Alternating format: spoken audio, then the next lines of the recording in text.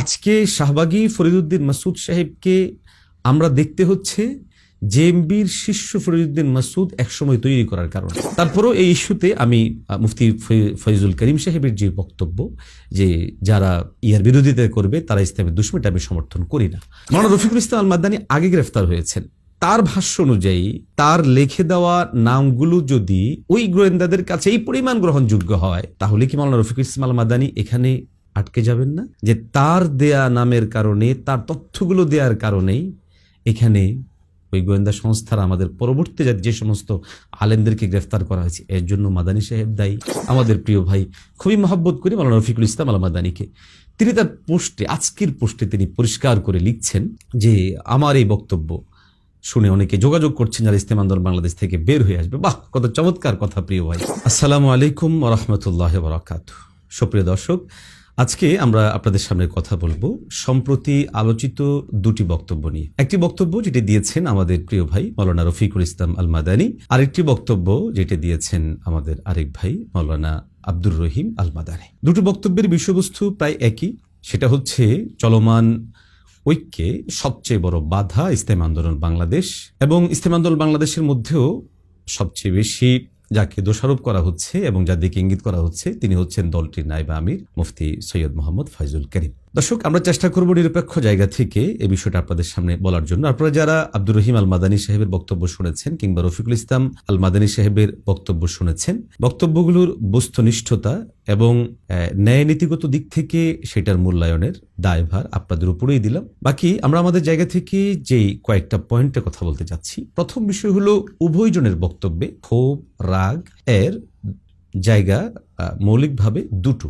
একটা হচ্ছে যে চলমান যে ঐক্য প্রক্রিয়া, এই ঐক্য প্রক্রিয়ার ক্ষেত্রে সবচেয়ে বড় বাধা হচ্ছে ইসলামী আন্দোলন। আরেকটা হচ্ছে নায়েব আমির সাহেবের একটি বক্তব্যে তিনি ফরিদউদ্দিন মাসুদ সাহেবের পক্ষাবলম্বন করেছেন। ফলে এই মূল দুটা ইস্যুকে কেন্দ্র করে উভয়জন আলোচক বক্তব্য দিয়েছেন এবং সেই বক্তব্যগুলোতে অশোভনীয় শব্দচয়ন ছিল, অভদ্রচিত শব্দচয়ন ছিল এবং কোনো কোনো শব্দচয়ন একেবারে বলা যেতে পারে সীমা লঙ্ঘন পর্যায়েরও ছিল। প্রথম বিষয় যেটা ঐক্যের ক্ষেত্রে ইসলাম আন্দোলনকে দায়ী করা হচ্ছে, আমি প্রথমে দুজনকেই বলবো এবং আপনারা আরো যারা এই ইস্যুকে কেন্দ্র করে ইসলাম আন্দোলন বাংলাদেশের দিকে অনৈক্যের তীর ছুড়ে দিচ্ছেন অথবা এই কথা বারবার উঠানোর চেষ্টা করছেন যে ইসলাম আন্দোলন বাংলাদেশের কারণে ঐক্য হচ্ছে না।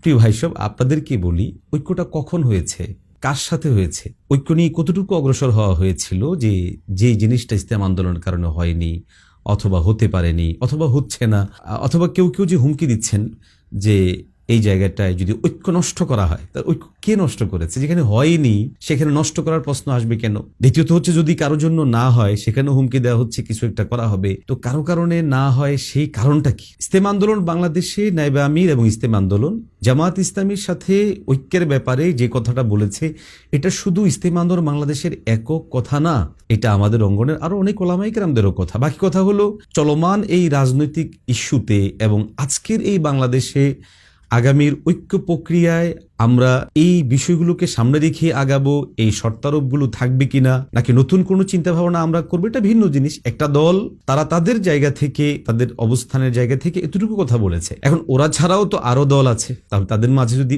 ঐক্য হয়ে যায় হয়ে গেল। কিন্তু এতটুকু জিনিস তাদের পক্ষ থেকে বলার পর এটাকে কেন্দ্র করে আপনারা যারা যেই ভাষায়, যেই শব্দে, যেই আক্রমণাত্মক ভাবে কথা বলছেন এবং যেভাবে সব দলের নাম বিকৃত করা অথবা হুমকি ধামকি দেওয়ার মতো বিষয়গুলো ঘটছে, এর কোনোটাই কি আমাদের ঐক্যের জন্য সহায়ক হবে? দ্বিতীয় যে বিষয়টা ফরিদউদ্দিন মাসুদ সাহেবের বিষয়টা আমি পরিষ্কার বলি, সেটা হচ্ছে দেখুন, ফরিদউদ্দিন মাসুদ সাহেবকে সামগ্রিকভাবে আপনি যদি মূল্যায়ন করতে হয় তাহলে উনার জীবনের পুরো পাঠটা আপনাকে অধ্যায় করতে হবে। এখানে একটা বিষয় প্রথমে বলে রাখাটা ভালো মনে করি, সেটা হচ্ছে মাওলানা ফরিদউদ্দিন মাসুদ সাহেবের অবস্থান, বিশেষ করে 2013 থেকে নিয়ে অদ্যাবধি তিনি যে অবস্থান ধারণ করেন, আমাকে যারা ব্যক্তিগতভাবে চেনেন, আমি মোহতারামের প্রতি ব্যক্তিগতভাবে একজন ক্ষুব্ধ মানুষ এবং এই ক্ষুব্ধতা আমি আমার ফেসবুকে আনুষঙ্গিক বিভিন্ন বিষয় আমি প্রকাশ করেছি। বিশ্বত এতাত ইস্যুতে, হেফাজতে ইসলাম ইস্যু সহ বেশ কিছু ইস্যুতে উনার অবস্থানকে আমি মোটেও সঠিক মনে করি না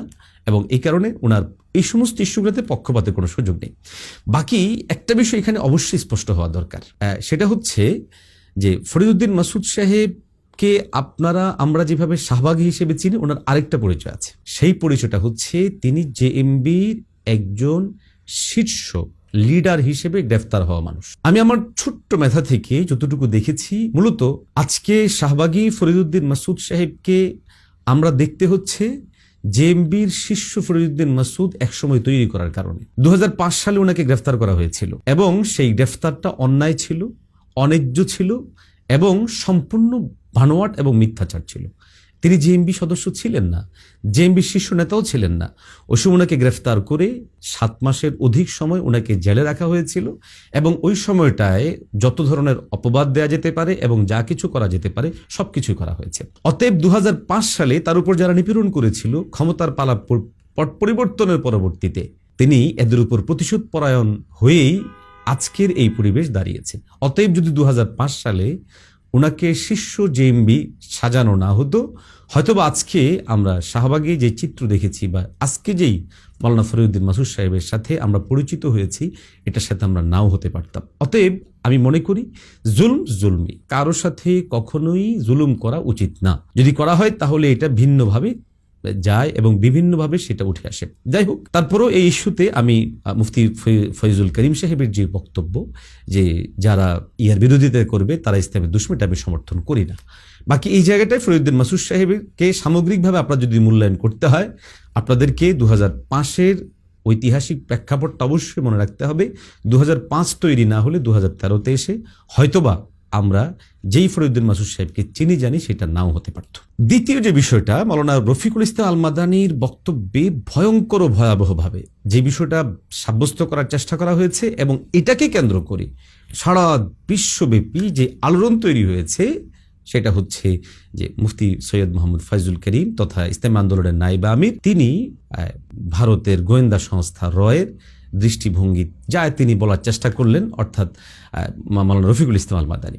আমি মনে করি প্রিয় ভাই, মাওলানা রফিকুল ইসলাম আল মাদানি সে তার বক্তব্যে যতটুকু বলেছে যে তার সামনে সে নাম লিখেছে, যদিও সে নামটাও পরিষ্কার করে বলেনি, তো নাম লিখেছে, এখন নাম লিখেছে তারা কেটে দিয়েছে। এই এতটুকু জিনিস থেকে একজন মানুষকে ঠিক কতটুকু অপরাধী সাব্যস্ত করা যায়, এটা ন্যূনতম যাদের বিবেক আছে আমি আপনাদের সামনে ছুড়ে দিলাম। মাওলানা রফিকুল ইসলাম আল মাদানি আগে গ্রেফতার হয়েছেন, তার ভাষ্য অনুযায়ী তার লিখে দেওয়া নামগুলো যদি ওই গোয়েন্দাদের কাছে এই পরিমাণ গ্রহণযোগ্য হয়, তাহলে কি মাওলানা রফিকুল ইসলাম আল মাদানি এখানে আটকে যাবেন না? যে তার দেয়া নামের কারণে, তার তথ্যগুলো দেওয়ার কারণেই এখানে ওই গোয়েন্দা সংস্থার আমাদের পরবর্তী যে সমস্ত আলেমদেরকে গ্রেফতার করা হয়েছে, এর জন্য মাদানী সাহেব দায়ী।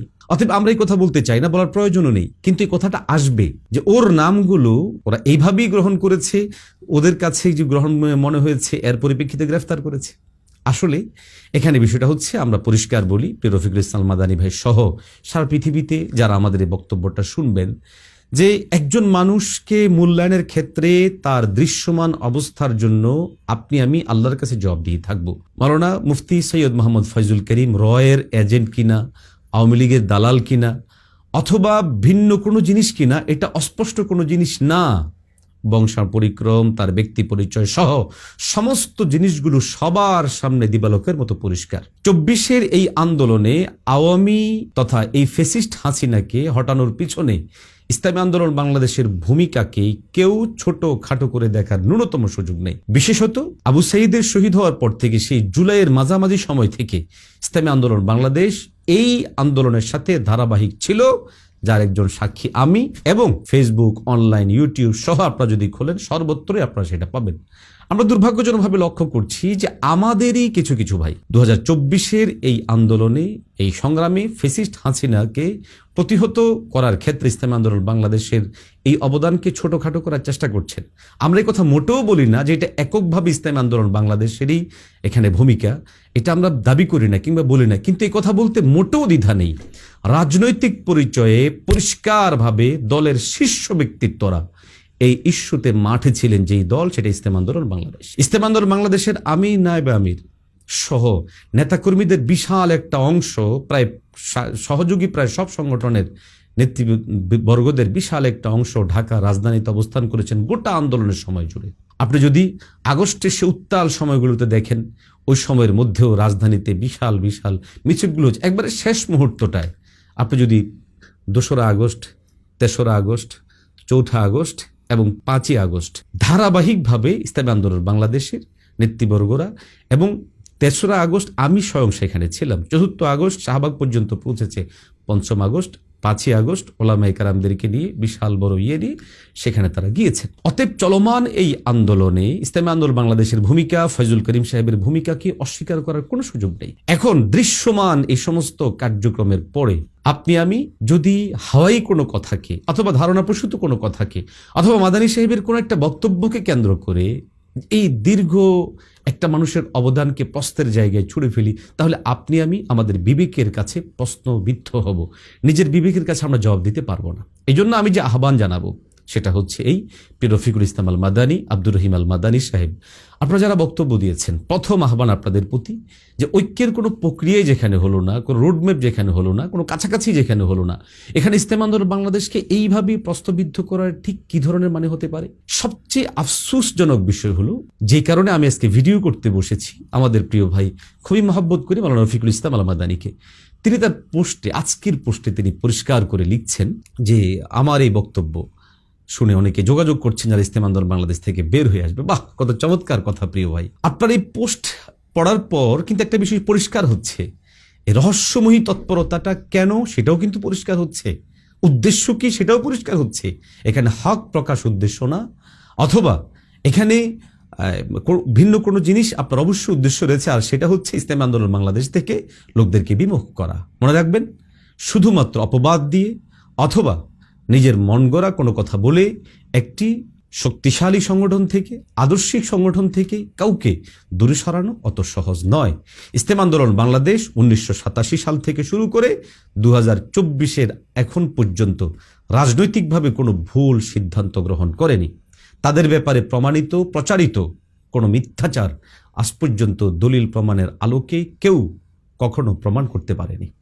অপবাদগুলো অপবাদই ছিল, মিথ্যাচারে ছিল, এর কোনোটাই এখনো পর্যন্ত প্রমাণিত হয়নি। যারাই কথা বলেছেন, বহুজনের সাথে আমি পার্সোনালি কথা বলেছি, একজন এমন পাইনি যারা সুনিশ্চিত, সুস্পষ্ট, সুনির্দিষ্ট কোনো দলিলের আলোকে বলবে যে কথা ও বাস কসম করে একজন বলছে, কসম করে আপনি বলছেন, তো কসম করে তো ফয়জুল করিমও বলেছে।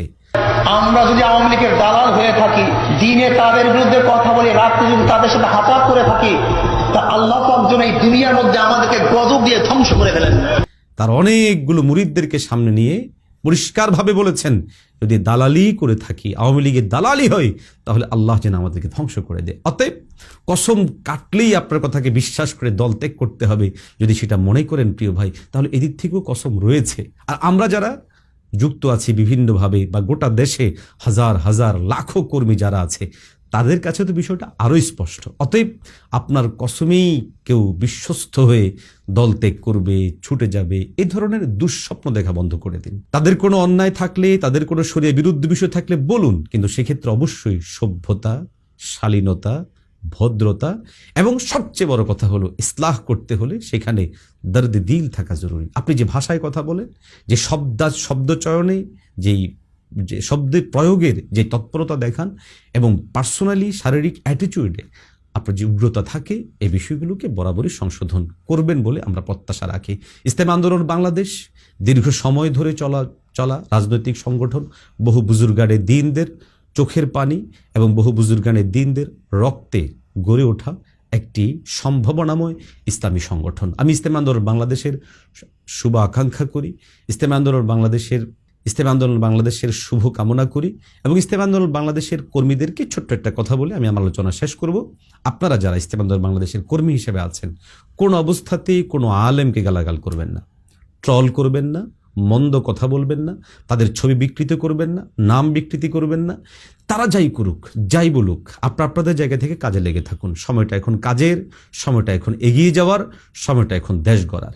এই সময়ের মধ্যে এসে কারো অপবাদ, কারো মিথ্যাচার, কারো তহমতে আপনার আমার সময় দেওয়ার কোনো প্রয়োজন নেই। সব কিছু আল্লাহর উপরে ছেড়ে দিন। আল্লাহ যদি এই জামাতের হাক্কানিয়তে কবুল করে থাকেন, তাহলে ইনশাআল্লাহ এই জামাত এগিয়ে যাবে।